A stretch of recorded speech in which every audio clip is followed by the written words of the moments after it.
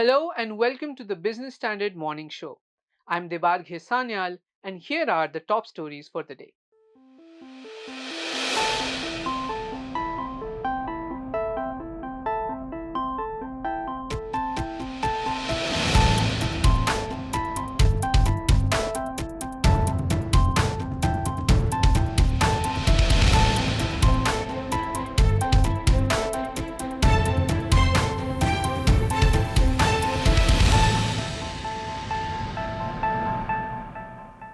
The February inflation saw a dip from the January numbers.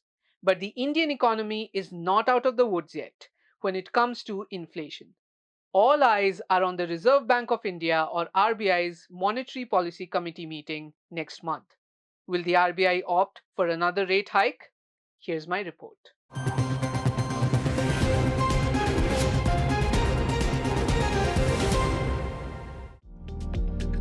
India's retail inflation edged down slightly to 6.4% in February after reaching a 3-month high of 6.52% in January. However, the inflation print stayed above the Reserve Bank of India's upper tolerance level of 6% for a second straight month. Inflation in the food basket in February 2023 was at 5.95%, up from 5.94% in January. The food basket has a weightage of more than 39% in the overall consumer price index. Food and fuel prices are more susceptible to seasonal fluctuations. Therefore, what's worrying is that core inflation, which excludes food and fuel prices, is likely to remain sticky above the 6% mark. Meanwhile, growth in factory output or the index for industrial production recovered to a 2-month high of 5.2% in January from 4.7% in December last year, on the back of a lower base and double-digit growth in the electricity output. The growth in electricity output accelerated to 12.7%, whereas manufacturing also recovered to 3.7%. According to data released on March 14, the US annual consumer inflation eased to 6% in February but remained elevated. This has added pressure on the Feds as it mulls further rate hikes to cool prices at its next meeting on March 23. The RBI is cognizant that a certain segment of the inflation that they are talking about possibly may not be well managed by them in the first place, because that is a pure supply side shock that the economy is facing. And at the same time, there's a divisive MPC that you are seeing at this point in time, where two external members are anyway talking about the fact that one should understand and give time to the policy transmission lags, which could have implications for the economy 6 months down the line, and we may be ahead of ourselves in terms of tightening. So I think the debate will continue. The Indian economy is not firing all engines that you need to be very aggressive on rate hikes. 25 is the max that they would go ahead with, if at all they had. With the Indian economy heating up and the Western pressure, is the Monetary Policy Committee planning yet another rate hike in its upcoming April meeting? There's been a very sharp repricing of US Fed rate hike on the back of the financial stress that the banking stress that the economy is facing. And markets are now again divided whether Fed is going to probably even pause in the next policy, which is happening next week itself. And that again will have implications for most emerging market central banks, including that of RBI. When will the new hiking cycle end, and what will be its major implications? Right now, we are seeing very aggressive stance from the Fed.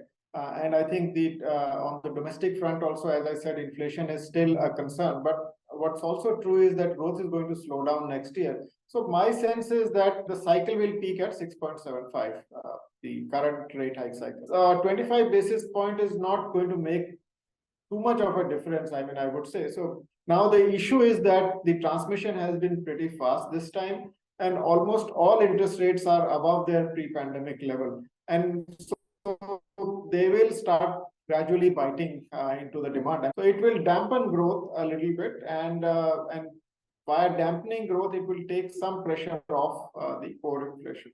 Next year, we are looking at inflation coming off to a 5.2, 5.3% average, which is still higher than their 4% target, but significantly lower than their print for FY23. And more importantly, I think core will come down to close to 5%. That's still a tough call, but I think a lot will depend on how the US Fed really plays out their cards. All eyes, therefore, are on the Fed meeting next week, even as the MPC prepares to meet in April. Experts say the Indian economy is not ready for an aggressive rate hike, irrespective of which way the Western banks lean. The RBI will have to strike a delicate balance.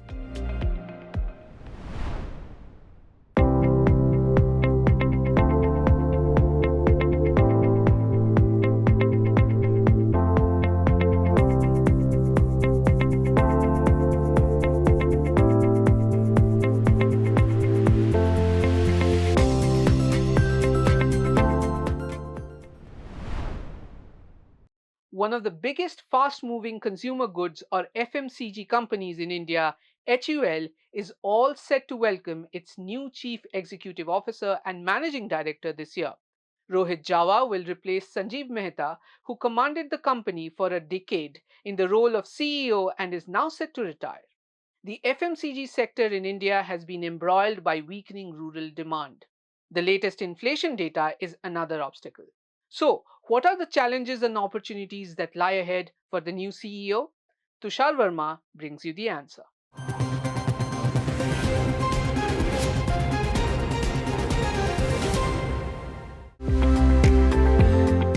Household consumption as a contributor to GDP had deaccelerated in the third quarter of FY23. A business standard report suggests that the pent-up demand from the lockdown era, which was driving consumption, may have run its course. This comes as an obstacle for the FMCG sector, which relies on growing consumption demand for its growth. What is also worrying is that government-led consumption's contribution to nominal GDP also decreased year-on-year for the third straight quarter of FY23. The recently released retail inflation data of 6.4% is also a cause of worry, despite a decline from 6.5% in January. So, what challenges will the FMCG sector in India have to face? And that there continues to be an inflationary pressure because of input raw material prices and interest rates going up. So the companies are having to adjust prices on that. I think first time in the history we've seen prices in FMCG sector go up for 7-8 quarters in a row. I don't think it's happened ever in the history of, or at least for the last decade or so. Secondly, what we are seeing, so obviously the other part is that this pricing pressure has put price increase have put pressure on rural consumption, which continues to be a bit soft. But I think that's obviously something that FMCG companies are looking to adjust to sort of adapt to. Then what you are also seeing is that the distribution growth has a bit of a challenge because you've seen the rise of many platforms, many channels. So I think it has also made the job of FMCG companies very complicated in terms of how do they manage the business across various channels. The other point which they're trying to lose a lot of distributors, between 15 and 20% of distributors tend to exit the business today. So we're also seeing distributor attrition a lot. Rohit Jawa, who will join HUL as CEO designate from April and formally take command in June this year, will have to look out for ways to address the rural demand challenge. In December last year, HUL said the rural FMCG market grew by 4.8% in value during the December quarter, but volumes fell 6.6%. Sanjeev Mehta, the current CEO, had described this situation as green shoots, but he cautioned that there was a long way to go before volumes and rural markets turned positive. Perhaps Jawa will have to keep an eye out for such challenges. So, what do experts have to say about this? The biggest challenges for Rohit Jawa as he takes over the new role of CEO of Hindustan Unilever, I think are threefold. I think the first is the increased competitiveness in the FMCG arena. The last few years have seen a whole range of D2C brands come in, but more specifically, Reliance Retail have intensified their play in FMCG with a clutch of acquired brands. And clearly, Reliance is known to be a disruptor. So I said, besides the traditional competition, Reliance's play is something that he would need to watch out for. The second is HUL acquired a slew of brands, and therefore, how do these integrate seamlessly into the portfolio? And I think lastly would be the whole premiumization strategy that was undertaken during Mr. Mehta's tenure. which is growth that was slightly more price-led versus volume-led. How does one sustain that? Speaking to Business Standard, experts have pointed out the growth in high-end consumer goods, but the same was not observed for the affordable categories. They emphasized the need for the demand to spread out across all sections of the economy. Business Standard recently reported an increase in the overall demand for FMCG goods in February this year. It was based on the increase in the number of Kirana stores stocking up FMCG goods at an 8-month high level. This shows that although there is a disconnect between urban and rural demand, there are shoots of improvement in overall demand. Rural demand saw an increase of 35% on a month-on-month basis. The majority of the sales volume was led by beverages, which grew a whopping 84.6% from January to February. What do experts have to say about capitalizing on these available opportunities? Pandemic has accelerated a shift towards e-commerce channels, and he can leverage this opportunity very well by investing in e-commerce channel, adopting digital capabilities, and I believe he has the right experience and expertise to use this opportunity in a very significant manner. Secondly, the consumers are demanding innovative products. So the new CEO will need to focus on innovation to develop new products and services that are meeting the new demand of Indian consumers. Thirdly, we can expect him to bolster acquisitions in the direct-to-consumer space and build up the naturals product that HUL has in a larger and a better play in the company. The new chief executive of HUL will have to plan out strategies to capitalize on the slowly improving rural demand. Industry observers also suggest angling products to cater to the rising demand for premium goods and services. All eyes will now be on Rohit Jawa while he battles the disruptive challenges facing the industry and keeps the FMCG major ahead of the competition. The mandatory 3-year lock-in period for Yes Bank shares ended this Monday, with many retail investors choosing to exit the lender. But is it wise to book profits in the bank right now when it is steadily working towards profitability?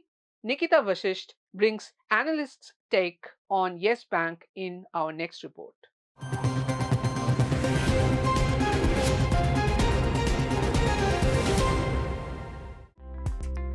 With the lock-in period for Yes Bank shares expiring this Monday, the stock plunged over 13% intraday before closing 5% lower. The shares closed 0.5% lower on Tuesday. 3 years ago, State Bank of India or SBI, HDFC ICICI Bank, Axis Bank, Kotak Mahindra Bank, Federal Bank, Bandhan Bank and IDFC First Bank had cumulatively invested Rs 10,000 crore to bail out the ailing lender. Going ahead, analysts do not expect brutal hammering of the shares as the bank has been able to improve its financial performance significantly. Yes Bank was rescued by about 8 institutions led by SBI, which gave them nearly 80% stake at that point of time. But now that's substantially lower due to the mega FPO in 2020. Some like Federal, Kotak, as well as IDFC First, sold part of the free-to-sell portion immediately after the allotment, taking advantage of the crazy rise post the rescue. And I'll not be surprised that they would have possibly recovered the full investment by then, since they had subscribed at Rs 10, whereas the stock moved to levels of 60 plus in those few days when they were selling, before settling much lower.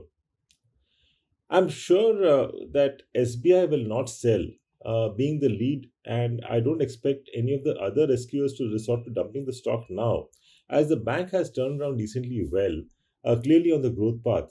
So having waited for about 3 years, I'm quite sure that they may wait for another 2 for much better returns.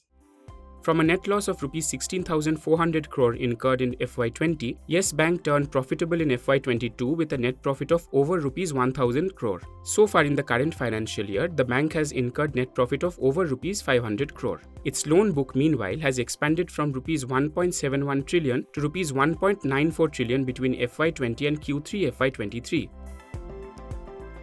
Gross non-performing asset ratio or GNPA 2 declined from nearly 17% in FY20 to just 2% as of December 2022.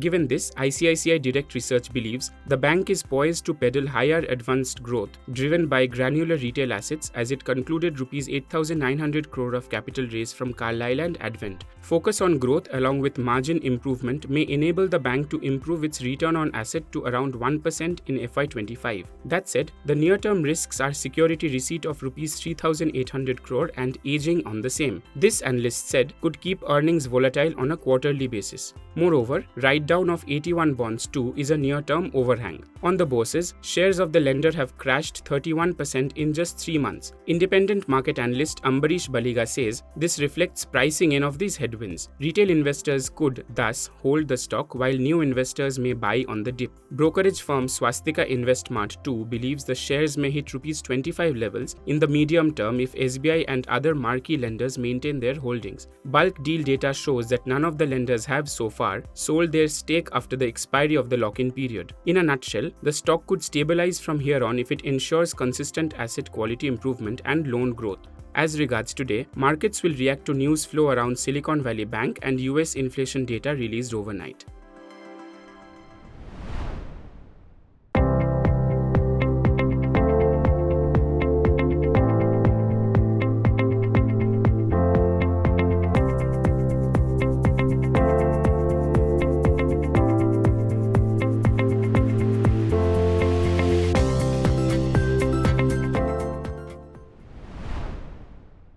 Silicon Valley Banks or SVB's collapse has had a ripple effect not only in the tech industry but also in the banking sector, with New York-based Signature Bank being the latest bank to fail.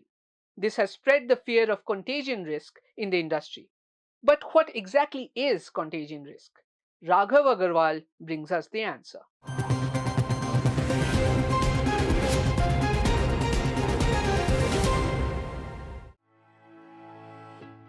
The collapse of Silicon Valley Bank, or SVB, has spread fears not only in the tech industry but also in the banking sector.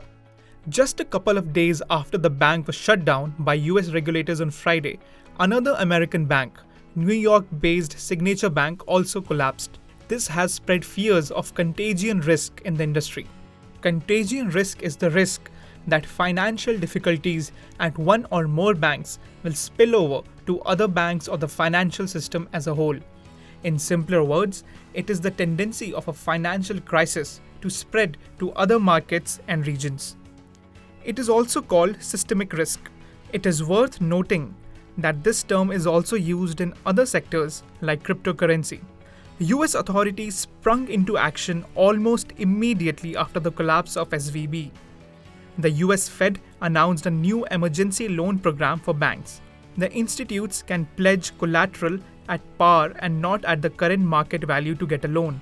Later, in a joint statement, US Secretary of Treasury Janet Yellen, Federal Reserve Chair Jerome Powell, and FDIC Chairman Martin Gruenberg said that the depositors will get access to all of their money, and no losses associated with the resolution will be borne by the taxpayer. According to experts, the collapse of SVB may cause some contagion for regional banks, but the Biden administration's steps are likely to help reduce the risk in the whole banking sector. Indian government officials have said that the SVB crisis is not expected to have any lasting macroeconomic impact on the country. At the same time, fintech and venture capital firms have come to the aid of Indian startups.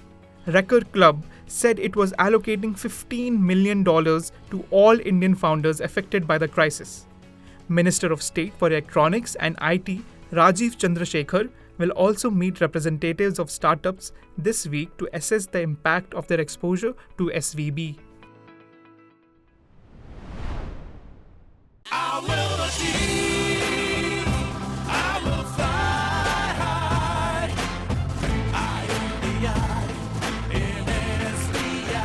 I'm backed by the nation's trusted bank, SBI, the banker to every Indian. Meanwhile, Japan's policymakers have played down a possible contagion risk in the aftermath of SVB and Signature Bank's collapse.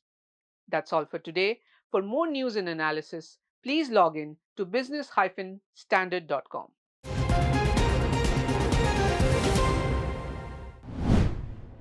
If you like this video, share it and subscribe to Business Standard.